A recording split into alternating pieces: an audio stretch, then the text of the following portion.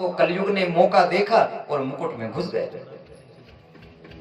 मुकुट के द्वारा परीक्षित की बुद्धि में उतर गया और कहते हैं कि जो राजा परीक्षित कभी किसी चींटी को भी नहीं मारता था, क्योंकि ये वैष्णव राजा है और वैष्णवों का सबसे बड़ा धर्म तो होता है, हमारा शास्त्र तो कहता है कि वैष्णव जन तो तेने कहिए, जो पीर पराई जाने रे, वैष्णव जन तो।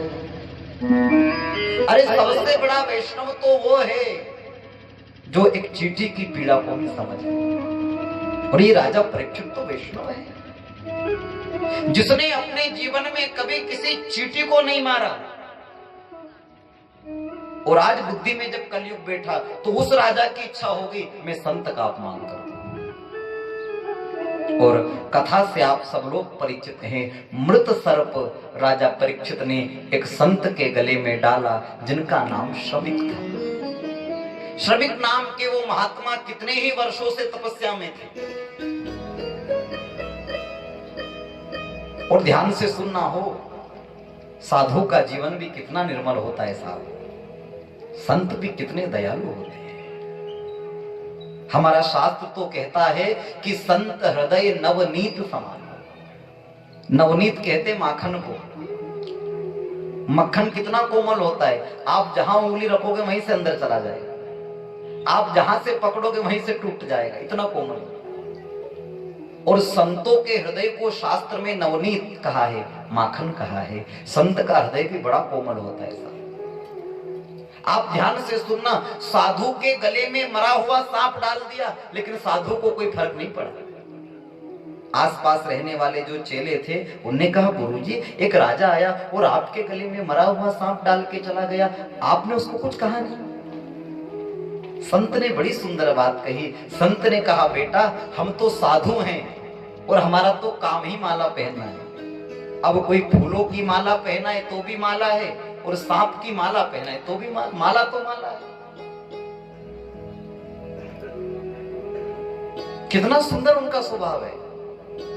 लेकिन कहते हैं इन्हीं संत का एक बेटा है जिसका नाम है श्रृंगी। वो श्रृंगी नाम का पुत्र कहीं बाहर गया था, लौट करके शाम को जब आश्रम में आया तो दूसरे जो संत के शिष्य थे उन्होंने कहा आप जानते हैं भैया क्या हुआ, आज एक राजा आया था, गुरुजी के गले में मरा हुआ सांप डाल के चला गया, पर धन्य हमारे गुरुदेव उस राजा को माफ कर दिया, कुछ कहा नहीं। कहते हैं महात्मा श्रमिक तो सहन कर गए लेकिन श्रृंगी सहन नहीं कर पाए।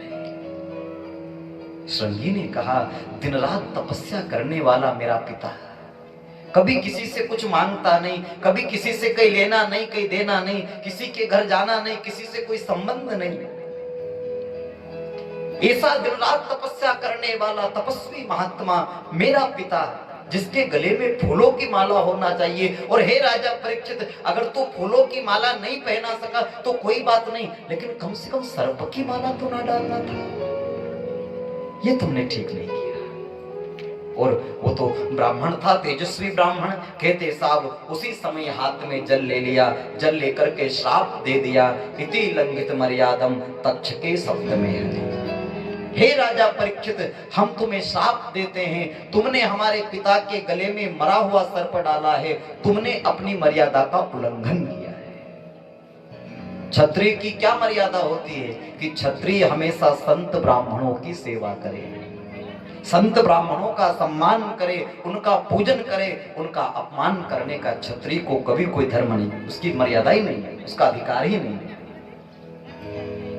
इति लंघित मर्यादम तक्षके सप्तमे हनि, तूने मर्यादा का उल्लंघन किया है, मेरे पिता के गले में मृत सर्प डाला है, मैं तुझे श्राप देता हूं, आज से ठीक 7वें दिन तक्षक सर्प आएगा जिसके डसने से तेरी मृत्यु हो जाएगी। श्राप हो गया।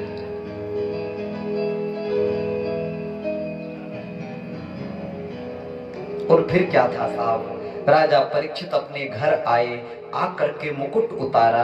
कहते मुकुट उतर गया तो कलयुग भी उतर गया। ध्यान आया, राम राम राम, आज मैं क्या करके आ गया? एक साधु के गले में मरा सांप डाल के आ गया।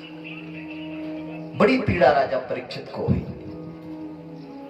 राजा परीक्षित की पत्नी ने कहा, क्या बात है, आप चिंतित हैं? कहा, देवी, आज मुझसे बहुत बड़ा अपराध हो गया। आज एक साधु के गले में मृत सर्प में डाल करके आ गया। अब मैं क्या करूं? पत्नी ने कहा, एक काम करो, जाओ और जाकर के साधु महाराज से क्षमा याचना मांगो, संत तो दयालु होते हैं, आपको माफ कर देंगे। ठीक है, जाता हूं। लेकिन साधु से क्षमा मांगने की दृष्टि से जब राजा परीक्षित अपने घर से बाहर निकला, किसी ने आकर के खबर दे दी, साहब अब जाने से कोई फायदा नहीं है, आपको श्राप मिल गया है, 7वें दिन आपकी मृत्यु हो जाएगी। अब क्या फायदा है? फिर कदम रुक गए। अब ध्यान से सुनना, राजा परीक्षित को इस बात का डर नहीं है कि उसकी मृत्यु हो जाएगी, इस बात का डर नहीं है कि वो मर जाएगा, लेकिन डर इस बात का है कि सारा जीवन मैंने कोई पाप नहीं किया, सारा जीवन निर्मल रही मेरी आत्मा, लेकिन आखिरी में एक दाग लग गया। इस दाग को लेकर के अगर मर गया तो भगवान को क्या मुंह दिखाऊंगा? मेरे बाप दादा तो सीधे चले गए वैकुंठ सशरीर, और उन्हीं पांडवों के वंश का मैं जब नरक में जाऊंगा तो मेरे बाप दादाओं को, मेरे पूर्वजों को भी बड़ी बदगी महसूस होगी, कितनी उनको तकलीफ होगी, क्या सोचेंगे? इसलिए कोई जतन करना चाहिए। और राजा परीक्षित आगे साहब गंगा के किनारे सुखताल का पावन स्थान, हजारों संतों के मध्य एक वट वृक्ष के नीचे आकर के बैठ गए, जहां पर उनको सुखदेव जी महाराज की प्राप्ति हुई।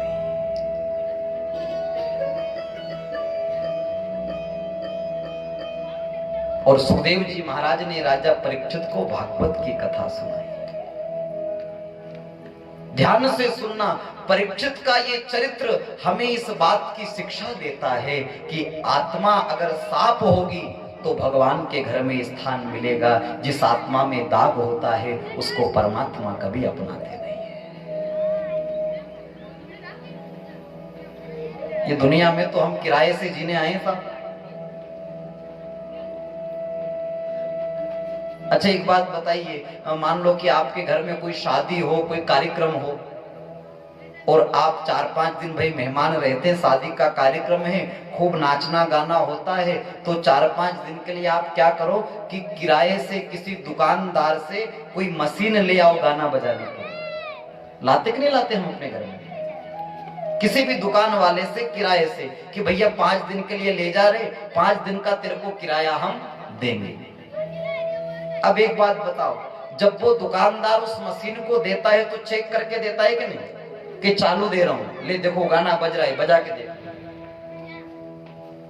आप बजा के ले आए, अब 4-5 दिन खूब शादी में बजाया, और जब वापस मशीन जमा करने जाओ तो बोलो, जब जमा करने जाओ, जब उसकी दुकान पे रखने जाओ तो भी चेक करके देखे कि नहीं देखे? कि बिना चेक करे रख लेगा? नहीं, दी थी जब भी चेक करे और ली थी जब भी चेक करे, और चेक करके देखे, अगर जैसी दी थी बेसी की बेसी ला के दो तब तो भीतर रख ले, और थोड़ी बहुत भी खराब कर दो तो कि नहीं अब मैं नहीं रखूंगा, सुधरा के लाओ। जब तक सुधरा के नहीं लाओगे मेरी दुकान में इस मशीन की कोई जगह नहीं। तो ध्यान देना, हम भी जब ऊपर से आए ना, ये आत्मा आई नहीं, ये मशीन है आत्मा। ये आत्मा रूपी मशीन भगवान ने बिल्कुल साफ करके दी थी कि खूब योनियों में भटक लिया तू, खूब जानवर बन गया, अब मनुष्य बना है तो एकदम सफेद करके दे रहा हूं, एकदम साफ करके दे रहा हूं। और सुन, जैसी तू असी की ऐसी लई के आएगा, फिर तो यहां रख लूंगा, और थोड़ी बहुत भी खराब करके लाया तो अपने यहां आने की मत सोचना।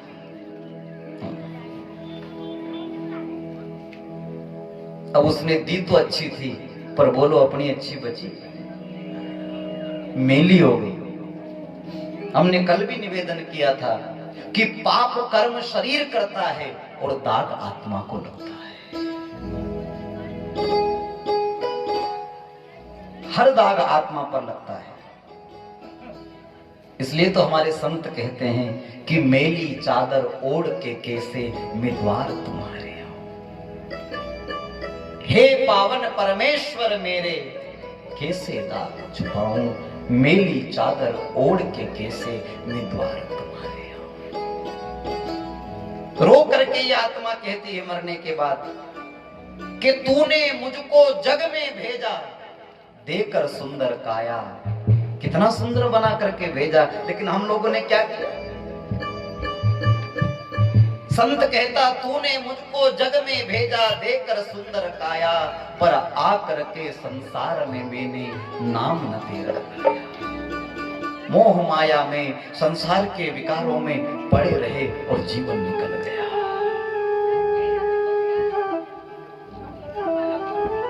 हम निवेदन करते हैं, आज दुनिया का हर इंसान किसी न किसी के लिए जीता है। कोई घर चलाने के लिए जीता है, कोई परिवार चलाने के लिए जीता है, कोई समाज के लिए जीता है, कोई गांव के लिए जीता है, कोई सुख के लिए जीता है, कोई संतुष्टि के लिए जीता है, कोई संपत्ति के लिए जीता है, कोई धन के लिए जीता है। लेकिन ध्यान से सुनना, हम कभी अपने आप के लिए नहीं जीते।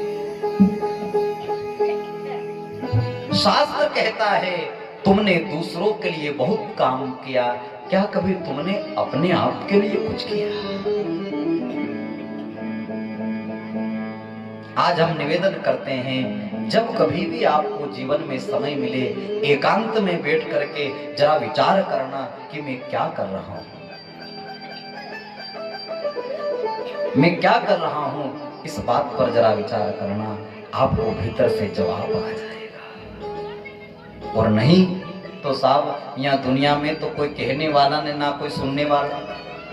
यहाँ तो कर लो कितनी मनमानी, और यहाँ तो अगर हम थोड़ी बहुत कोई गलती कर भी दें तो नोट की गड्डी बता करके बच जाते हैं।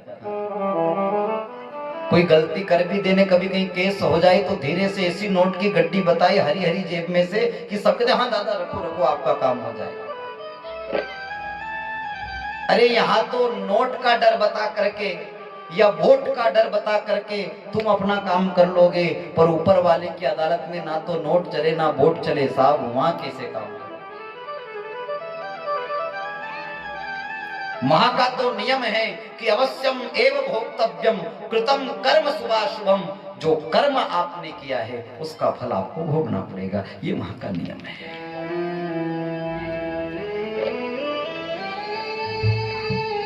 यहां तो कितना भी कुछ कर लीजिए, लेकिन वहां जाकर के हर बात का जवाब देना पड़ेगा।